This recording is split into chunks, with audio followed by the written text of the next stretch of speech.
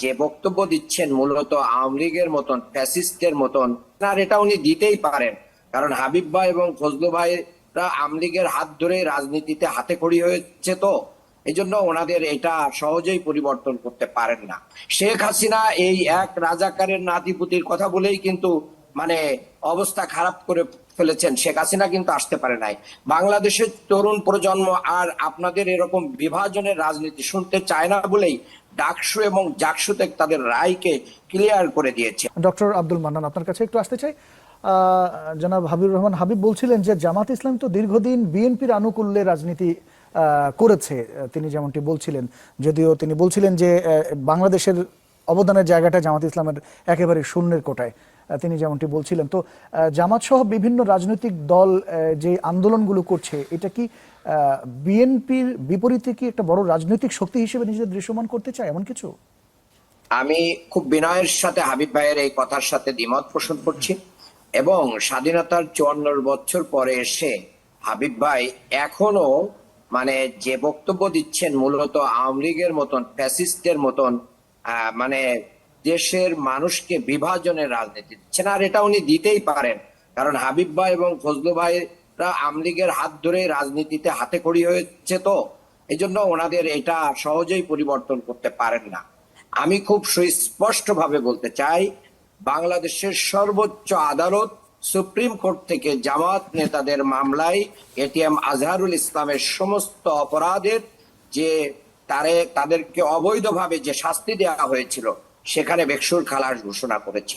কাজেই জামাত নেতারা তারা 71-এ তাদের রাজনৈতিক ডিসিশন কি ছিল, আর হত্যা, তারপরে অগ্নিসংযোগ, রাহাজানি, ধর্ষণ এরকম কোন অপরাধ জামাত নেতারা সংগঠিত করেন নাই।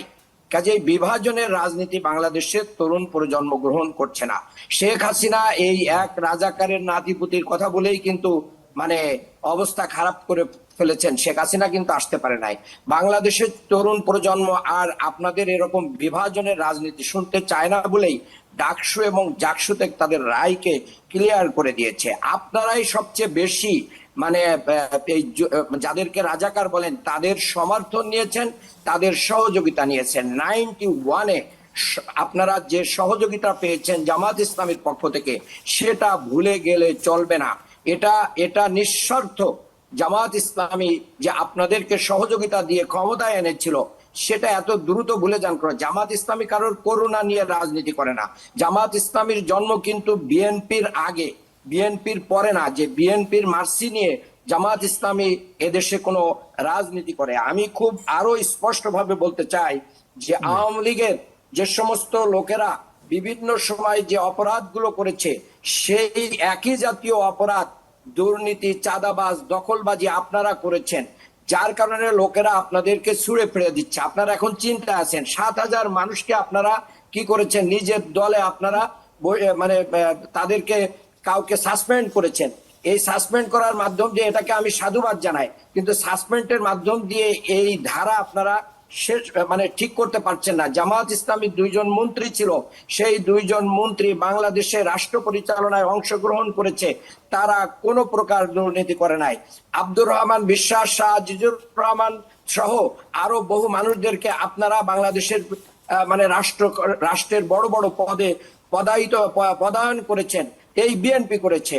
কাজেই আজকে আপনাদের মুখে এরকম কথা মানায় না। আমরা তরুণ প্রজন্ম যারা আমাদের জন্ম 71-এর অনেক পরে, আপনাদের কাছ থেকে এরকম বিভাজনের রাজনীতি চাই না। একটু প্রশ্নের উত্তরটা একটু বললে ভালো হতো। জি, প্রশ্নের উত্তরটা একটু জানতে চাই। উত্তরে যাচ্ছি।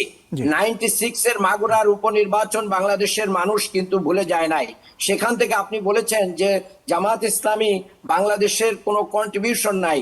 স্বাধীনতার পরে বাংলাদেশের লোকেরা, বাংলাদেশে জামাত ইসলামীর কোন লোক দুর্নীতি করে নাই, চাঁদাবাজি করে নাই, মাস্তানি করে নাই, লুটপাট করে নাই, ব্যাংক লুটপাট করে নাই, ব্যাংক দখল করে নাই, খাম্বার ব্যবসা করে নাই। এরকম বহু প্রমাণ আছে। জামাত ইসলামী কোনো ধর্ষণের মামলা তাদের সাথে নাই। অর্থাৎ অপরাধ জগৎ থেকে জামাত ইসলামের লোকেরা অনেকভাবে মুক্ত। অন্য দিক দিয়ে জামাত ইসলামী বাংলাদেশের স্বাস্থ্য খাত এবং চিকিৎসা খাত থেকে শুরু করে নিয়ে, শিক্ষা খাত থেকে শুরু করে নিয়ে সমস্ত খাতেই বাংলাদেশ জামাত ইসলামী তার সাংগঠনিক কর্মকাণ্ড দিয়ে ওয়েলফেয়ার পলিটিক্স দিয়ে এগিয়ে যাচ্ছে।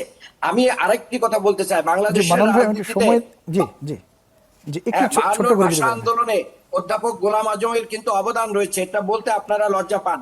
এরপরে আমি বলতে চাই যে তত্ত্বাবধায়ক সরকার, এই ফর্মুলাটা কিন্তু অধ্যাপক গোলাম আজম স্যারই দিয়েছিলেন।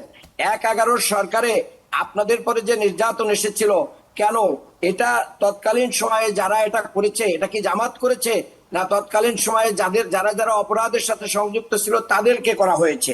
কাজেই জামাত একটি নির্বাচনমুখী দল, একটি গণতন্ত্রমুখী দল।